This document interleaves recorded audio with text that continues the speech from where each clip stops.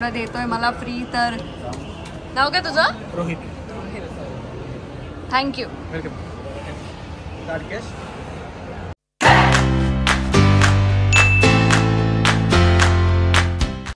तर गायजानो आता मी निघाले कुठेतरी जायला. कुठे जाते ते मी तुम्हाला ह्या व्लॉगमध्ये कदाचित नाही सांगणार, पण पुढच्या व्लॉगमध्ये नक्की सांगेन. पण आता मी इथून जाणार आहे पहिलं मुंबई टू दिल्ली आणि त्याच्यानंतर दिल्ली टू चंदीगड. एवढं तर मी तुम्हाला आधी सांगू शकते.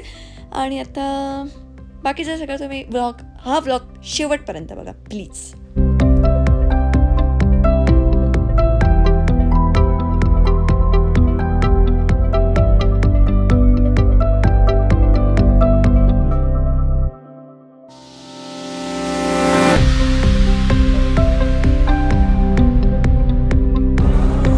हॉरिझॉन्टल पण व्हिडिओ लागतो मला, व्हर्टिकल पण व्हिडिओ लागतो. सो हॉरिझॉन्टल मला यूट्यूबसाठी लागतो, व्हर्टिकल मला इंस्टाग्रामसाठी लागतो. त्यामुळे माझ्याबरोबर फिरायचं असेल 2 व्हिडिओ करायला लागतात.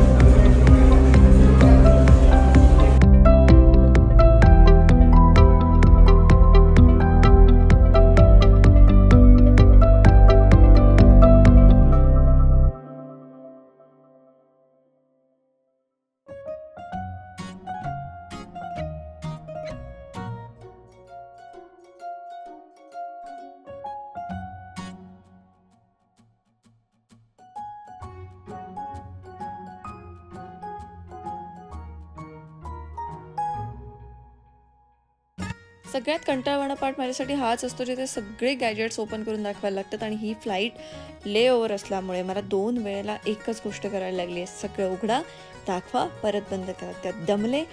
आणि आता चंदीगड पोचायचं आहे. त्यानंतर जिथे मला जायचं आहे ती खूप लांबची म्हणजे जवळपास 8 तासाची जर्नी आहे.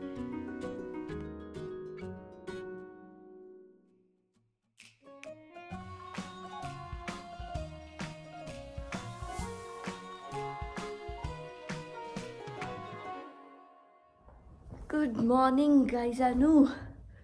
तर फायनली मी ब्रेक घेतला आहे माझ्या आयुष्यातनं आणि मी आले कुठेतरी.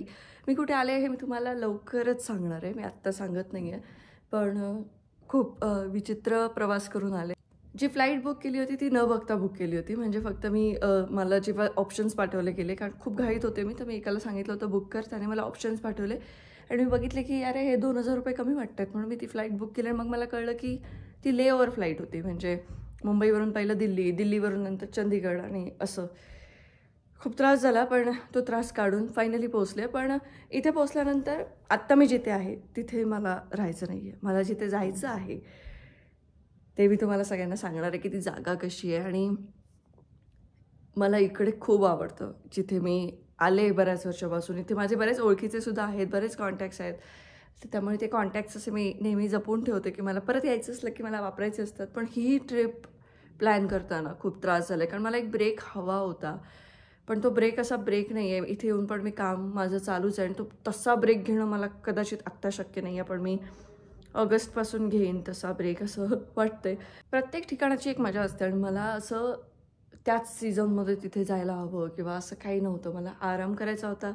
प्रत्येक ठिकाणी आपण सगळे सीझन अनुभवले पाहिजेत असंही मला वाटतं. त्यामुळे मी असं काही सीझन फारसा नसताना इथे आले आणि मस्त आराम करणार आहे. मी काही जास्त कुठे फिरणार नाही आहे, कारण मी त्या स्वभावाची नाही आहे की 4 दिवस जायचं आणि 40 जागा फिरायला बघायच्या वगैरे असं. आपण आपल्या टुरिझमचा कन्सेप्ट थोडासा चुकतोच सगळ्यांचा, की लोक जातात सुट्ट्यांमध्ये आणि दमून येतात. मला सुट्टी ही आरामासाठी लागते. त्याच्यामुळे मी आले ते छान रिलॅक्स व्हायला आले. मी छान आराम करणार आहे, तुम्हा सगळ्यांची गप्पा मारणार आहे, डेली व्लॉग करणार आहे ह्या दिवसांमध्ये मस्त. आणि त्यातसुद्धा महत्त्वाचं म्हणजे की माझा काही काय असा लग्नाचा वगैरे आत्ता प्लॅन असा नव्हता, पण तो आत्ता होतो आहे प्लॅन. आणि त्याच्यामध्ये मला सांगितलं गेलं होतं की शनिवार हनुमानाच्या मंदिरात जायचं. आणि त्यातले 2 शनिवार बाकी आहेत आणि शेवटून दुसरा शनिवार आता आहे. आणि तो नेमका इथे आल्यानंतर येतो आणि इथे रुईची पानं मिळणार की नाही हा प्रश्न. त्यामुळे मी काय केलं की मी फ्लाईटमधून येताना अशी पिशवीमध्ये भरून रुईची पानंसुद्धा घेऊन आले. किती डेडिकेशन आहे माझं लग्नासाठीचं. म्हणजे असं लग्नासाठीचं असं नाही आहे, पण जे पूर्ण करायचं आहे जे काही सांगितलं गेलं आहे ते. त्यामुळे मी रुईची पानं घेऊन आली आहे. No risk. नशीब मला एअरपोर्टवरती काही कोणी थांबवून विचारलं नाही हे काय घेऊन जाते वगैरे. ते स्कॅन झालं आणि व्यवस्थित आलो. पण खूप त्रास झाला लेओव्हर फ्लाईटमुळे. आणि त्याच्या हॉटेलमध्ये थांबले ते फक्त रेस्ट करायला थांबले, कारण सकाळी 4 वाजता पोहोचले. बॅग्स वगैरे सगळ्या कारमध्ये आहेत आणि ती कार आता येईल अर्ध्या 1 तासात आणि नंतर मग पुढच्या प्रवासाला परत सुरुवात होईल. आणि मस्त पुढचे काही दिवस म्हणजे अगदी 6-7 दिवस मी आराम करणार आहे. थोडाफार आराम म्हणजे फक्त उठणार, काम करणार थोडंसं, परत झोपणार, उठणार, आजूबाजूला थोडासा फेरफटका मारायचा वगैरे असं. पण देवाच्या कृपेने खूप काम आहे माझ्याकडे सध्या. आणि म्हणजे यूट्यूबवरती व्हिडिओज पोस्ट केल्यानंतर पैसे मिळतात हे सगळ्यांना माहिती आहे. पण तरीसुद्धा मी यूट्यूबवरती व्हिडिओज पोस्ट नाही करत आहे.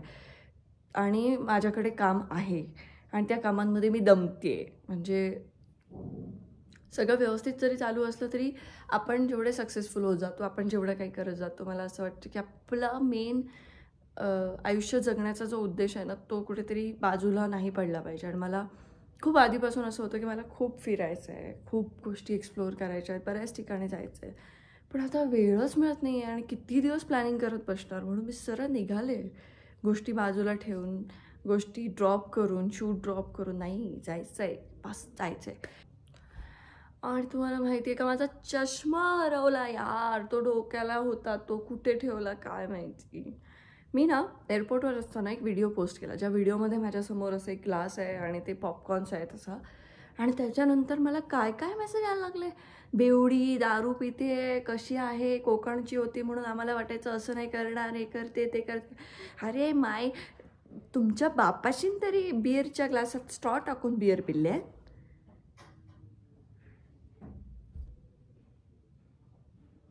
म्हणजे मला कळत नाही की आपण एखादा फोटो बघून एखाद्याला पटकन जज करतो. आणि काही जणांनी तर मला मेसेज केले, आम्ही तुला अनफॉलो करतोय कारण तू कोकणची आहेस आणि तू दारू पिते. कोकणात कोण दारूच पित नाही पहिली गोष्ट. एक तर ती आईस टी होती. नशीब माझ्या औशी बापाची माहीत असं मी काय पितं आणि काय नाही पिणं. मी चहा पित नाही, मी कॉफी पित नाही, मी दूध पित नाही. मी फक्त पिते आईस टी, कोल्ड कॉफी, लिंबू सरबत, कोकम सरबत पण मी हार्डली पिते, ते सुद्धा मी पित नाही. पण काय एखाद्याला जज करायचं. आणि कोणी सांगितलं की पिणारी व्यक्ती वाईट असते किंवा छोटे कपडे घालणारी व्यक्ती वाईट असते. हे प्रत्येकाच्या स्वभावावरती असतं. मी कितीतरी पूर्ण पंजाबी ड्रेसमधल्या हरामी पोरी पण बघितलेल्या आहेत. त्याच्यामुळे असं पटकन जज नका करू. म्हणजे मला केलं तर काही फरक पडत नाही, मला काय, पण इतरांना नका करू असं म्हणते. मला काही नाही, आपला काही विषयच नाही. मला अनफॉलो केलं किंवा मला काय केलं, मी आधीच सांगितलं की मी सोशल मीडियावरती नंबर्सच्या रेसमध्ये अजिबात नाही आहे. मी सोशल मीडियावरती माझ्यासोबत अशा व्यक्ती मला हव्या आहेत की जिथे कुठे काही काम अडेल तिथे ते काम झालं पाहिजे. तर ती कोकण हार्टेड गर्लची एक फॅमिली मला पाहिजे सगळीकडे. त्यामुळे हे असं ग्लास दिसला, मी आता सांगतो आईस टीचो बाबा कलर बदला. आमच्या कोकणातल्या लोकांका कळणार नाही दारू खायची आणि आईस टी खायचो. म्हणजे कोकणचा ना तो जो येतो ना कोकण विभागाचा पहिला नंबर, तर मला कळत नाही की हे सगळे कोकणातले लोक त्याच्यात नसतात काय, कधी नव्हते काय म्हणजे त्या पहिल्या नंबरात ते कोकणच्या. की म्हणजे काही अविचाराने बोलणं, अविचाराने हे करणं. बरं हेही नाही विचार करतात की आपण आपल्याच व्यक्तींना डायरेक्ट हे करतोय. असो मारान दे, मी ब्रेक घेतले, मी आरामा केले, वगैरे डोक्यात त्रास नको. आणि मी झोपून उठले, त्याच्यामुळे हा असा अवतार आहे. आणि मला आता पुढचं माझ्याकडे काहीच नाही आहेत, माझ्या बॅग वगैरे सगळ्या कारमध्ये आहेत. त्याच्यामुळे तुम्ही प्लीज ॲडजस्ट करा माझ्या ह्या अवताराशी. सो गाईजानो, आर यू गाईज रेडी? मी तुम्हाला दाखवणार आहे की मी एका सुंदर जागी आले आणि तिथे तुम्हीसुद्धा येऊ शकता. त्याच्याबद्दलच्या डिटेल्स आहेत त्या मी सगळ्यानंतर पुढच्या व्लॉगमध्ये देणार आहे. ते डेस्टिनेशनसुद्धा मी पुढच्या व्लॉगमध्ये सांगणार आहे. Till then, bye bye, take care, see you in next vlog.